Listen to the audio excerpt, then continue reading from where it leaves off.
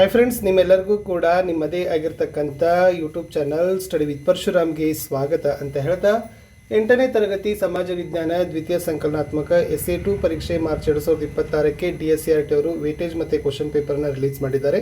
So ಇದಕ್ಕಿಂತ ಮುಂಚೆ ನಾನು ನಿಮಗೆ ಕನ್ನಡ ಆಗಿರ್ಬೋದು, ಇಂಗ್ಲೀಷ್ ಆಗಿರ್ಬೋದು, ಹಿಂದಿ, ಆಮೇಲೆ ಗಣಿತ ಈ 4 ವಿಡಿಯೋಗಳನ್ನು ಕೊಟ್ಟಿದ್ದೀನಿ. ಇವಾಗ SS ಇದೆ, ಸೈನ್ಸು ಕೂಡ ಬೇಗನೆ ಲೈನಪ್ ಮಾಡ್ತೀನಿ. ಇಷ್ಟೇ ಅಲ್ಲದೆ ಮತ್ತೆ ಪ್ರಾಕ್ಟೀಸ್ ಪೇಪರನ್ನು ಸಹಿತ ನಿಮಗೆ ಕೊಡ್ತೀನಿ. ಸೊ ಖಂಡಿತವಾಗಿ ನಿಮಗೆ ಏನಾಗ್ತದೆ ಅಂದರೆ ಅಂಕಗಳು ಸಿಗ್ತವೆ. ಇಷ್ಟು ವೇಟೇಜ್ ಕೊಟ್ಟಿದ್ರು, ಇದು ವೇಟೇಜ್ ಕ್ಲಿಯರ್ ಇಲ್ಲ. ಸೊ ನೆಕ್ಸ್ಟ್ ನಾನು ಮತ್ತೆ ಬೇರೆ ಅದನ್ನು ಅಪ್ಡೇಟ್ ಮಾಡಿಕೊಂಡು ಸೊ ನಿಮಗೆ ವಿಡಿಯೋನ ಶೇರ್ ಮಾಡ್ತೀನಿ. ಇವಾಗ ಜಸ್ಟ್ ಕ್ವಶನ್ ಪೇಪರ್ ಮತ್ತು ಕೀ ಆನ್ಸರನ್ನು ಚೆನ್ನಾಗಿ ಫೋಕಸ್ ಮಾಡಿ. ಇಂಪಾರ್ಟೆಂಟ್ ಇದ್ದಾವೆ, ರಿಪೀಟ್ ಆಗ್ತಕ್ಕಂಥ ಸಾಧ್ಯತೆಗಳು ಕೂಡ ಇರ್ತವೆ. ಫಸ್ಟ್ ಮೇನ್ಸಲ್ಲಿ MCQ ಇರ್ತವೆ. 5 ಪ್ರಶ್ನೆಗಳಿದ್ದಾವೆ. ಪ್ರತಿ ಸರಿಯಾದ ಉತ್ತರಕ್ಕೆ 1 ಅಂಕ. 5 ಪ್ರಶ್ನೆ 5 ಅಂಕ. ಹುಯನ್ ತ್ಸಾಂಗ್ ಬರೆದ ಪ್ರಸಿದ್ಧ ಕೃತಿ ಯಾವುದು ಅಂತ ಕೇಳಿದ್ದಾರೆ. ಸೊ ಹುಯನ್ ತ್ಸಾಂಗ್ ಬರೆದಿದ್ದೆ ಸಿಯೋಕಿ, ಇಂಡಿಕಾ ಬರೆದಿದ್ದು ಮೇಘಸ್ತಾನಿಸ್, ಗೋಕೋ ಕಿ ಬರೆದಿದ್ದು ಪಾಹಿಯಾನ.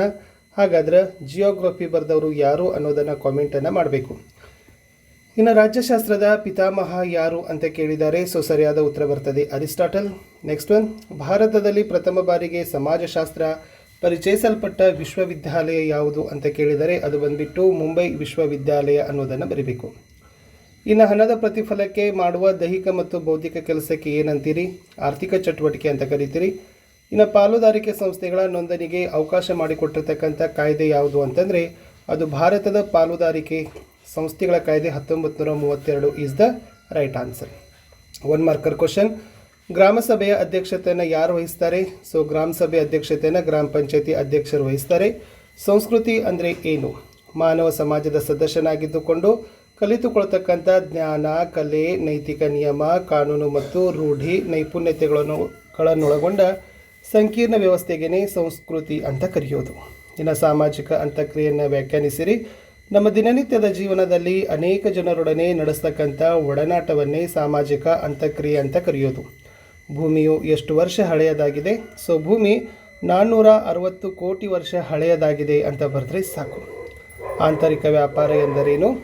ದೇಶದ ಒಳಗಡೆ ನಡೀತಕ್ಕಂಥ ವ್ಯಾಪಾರಕ್ಕೇ ಆಂತರಿಕ ವ್ಯಾಪಾರ ಅಂತ ಕರೆಯೋದು. ಇನ್ನು 2 ಅಂಕದ 6 ಪ್ರಶ್ನೆಗಳಿದ್ದಾವೆ. ಸೊ ಟೋಟಲ್ ಇಲ್ಲಿ 12 ಮಾರ್ಕ್ಸ್ ತಗೋತೀರಿ. ಮೆಹೆಂಜೋದಾರೊವಿನ ಸ್ನಾನದ ಕೊಳದ ವಿಶೇಷತೆಯನ್ನು ಬರೀರಿ ಅಂತ ಕೇಳಿದರು. ಇದು ಸುಟ್ಟ ಇಟ್ಟಿಗೆಗಳಿಂದ ಕಟ್ಟಲಾಗಿದೆ. ಕೊಳದಿಂದ ನೀರಿನ ಸೋರಿಕೆ ಆಗದಂತೆ ಎಚ್ಚರ ವಹಿಸಿರ್ತಾರೆ.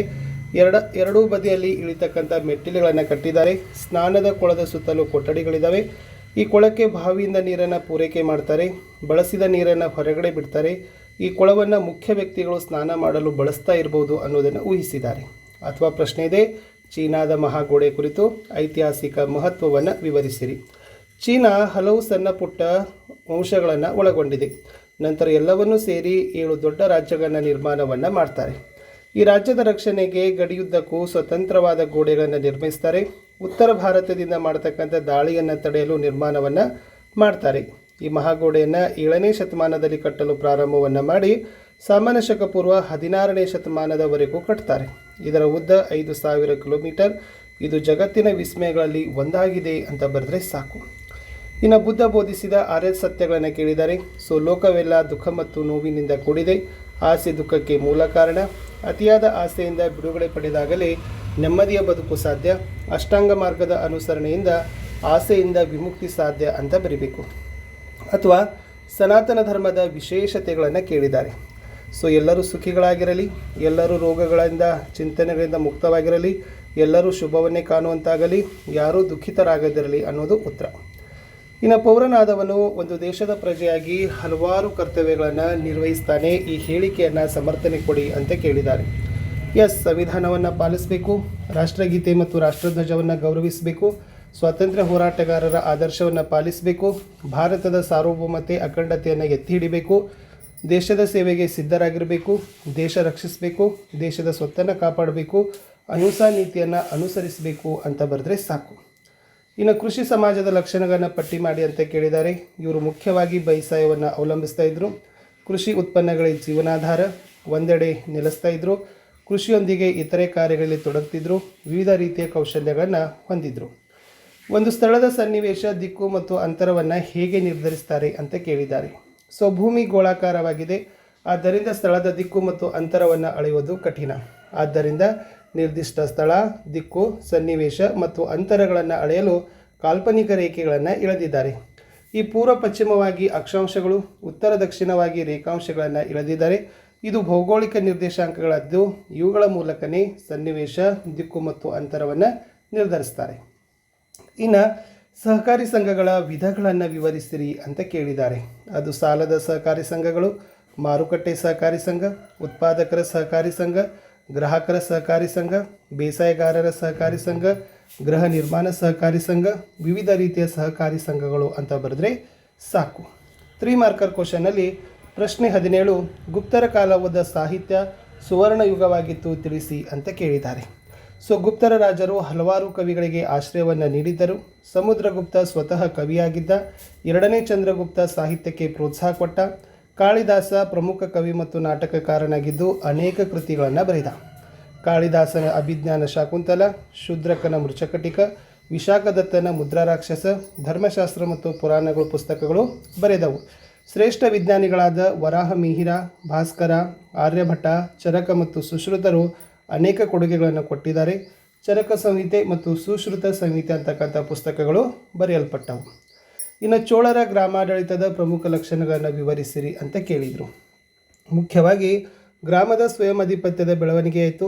ಗ್ರಾಮ ಸಭೆಗಳು ಪ್ರಥಮ ಸಭೆಗಳಾದವು. ತರಕುರಂ ಒಂದು ಹಳ್ಳಿ. ಪ್ರತಿ ಕುರಂಗೂ ಮಹಾಸಭೆಗೂ ಅಂತಕ್ಕಂಥ ಗ್ರಾಮ ಸಭೆ ಇತ್ತು. ಪೇರುಂಗುರಿ ಅಂದರೆ ಅದರ ಸದಸ್ಯರನ್ನು ಪೇರು ಮಕ್ಕಳಂತ ಕರಿತಿದ್ರು. ಈ ಸದಸ್ಯರನ್ನು ಚುನಾವಣೆ ಮೂಲಕನೇ ಆರಿಸ್ತಿದ್ರು. ಸಂಸ್ಕೃತ ವಿದ್ವಾಂಸರು, ಶ್ರೀಮಂತರು ಚುನಾವಣೆಗೆ ಅರ್ಹತೆಯನ್ನು ಪಡೆದಿದ್ದರು. ಇನ್ನು ಹವಾಮಾನ ಮತ್ತು ವಾಯುಗುಣದ ನಡುವಿನ ವ್ಯತ್ಯಾಸವನ್ನು ಕೇಳಿದ್ದಾರೆ. ಹವಾಮಾನ ಅನ್ನೋದು ಒಂದು ಸ್ಥಳದ ಅಲ್ಪಾವಧಿಯ ವಾಯುಮಂಡಲದ ಪರಿಸ್ಥಿತಿ. ಬಟ್ ವಾಯುಗುಣ ಅಂದರೆ ಒಂದು ಪ್ರದೇಶದ ದೀರ್ಘಾವಧಿಯ ಹವಾಮಾನದ ಸ್ಥಿತಿ. ಉದಾಹರಣೆ ಮೋಡಯುಕ್ತ ಪ್ರಖರ ಬಿಸಿಲು ಶುಭ ಹವಾಮಾನ, ಸಮಭಾಜಕ ವೃತ್ತದ ವಾಯುಗುಣ ಮರುಭೂಮಿ ವಾಯುಗುಣ ಅಂತ ಕರಿತೀವಿ.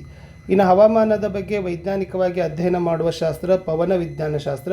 ವಾಯುಗುಣದ ಬಗ್ಗೆ ವೈಜ್ಞಾನಿಕವಾಗಿ ಅಧ್ಯಯನ ಮಾಡುವ ಶಾಸ್ತ್ರ ವಾಯುಗುಣ ಶಾಸ್ತ್ರ. ಇನ್ನು ಜಲಮಾಲಿನ್ಯದ ದುಷ್ಪರಿಣಾಮಗಳನ್ನು ಕೇಳಿದ್ದಾರೆ. ಇದು ನೀರು ಕಲುಷಿತ ಮಾಡ್ತದೆ. ಕಾಲರ, ಕ್ಷಯ, ಕಾಮಾಲೆ ಅಂತ ರೋಗಗಳನ್ನು ಸೃಷ್ಟಿ ಮಾಡ್ತದೆ. ಜಲಚರಗಳ ಸಾವಿಗೆ ಕಾರಣ, ವ್ಯವಸಾಯಕ್ಕೆ ಹಾನಿ, ಪರಿಸರ ಅಸಮತೋಲನ, ನೀರಿನಲ್ಲಿರುವ ಆಮ್ಲಜನಕ ಕಡಿಮೆಯನ್ನು ಮಾಡ್ತದೆ. ಇನ್ನು ಶ್ರಮದ ಮಹತ್ವವನ್ನು ಬರಲಿಕ್ಕೆ ಕೇಳಿದರು. ಇದು ಒಂದು ದೇಶದ ಪ್ರಗತಿಗೆ ದೈಹಿಕ ಮತ್ತು ಮಾನಸಿಕ ಶ್ರಮ ಮಹತ್ವ. ದೈಹಿಕ ಶ್ರಮ ಸಂಖ್ಯೆ ಕಡಿಮೆಯಾದಾಗ ಉತ್ಪಾದನೆ ಕಡಿಮೆ ಆಗ್ತದೆ. ಮಾನಸಿಕ ಶ್ರಮದಿಂದಲೇ ಶ್ರಮಿಕರೆಂದರೆ ದೇಶದ ಅಭಿವೃದ್ಧಿಯಾಗೋದು. ದೈಹಿಕ ಶ್ರಮ ನಿರ್ವಹಿಸಲು ಎಲ್ಲರೂ ಸಿದ್ಧರಿರಬೇಕು.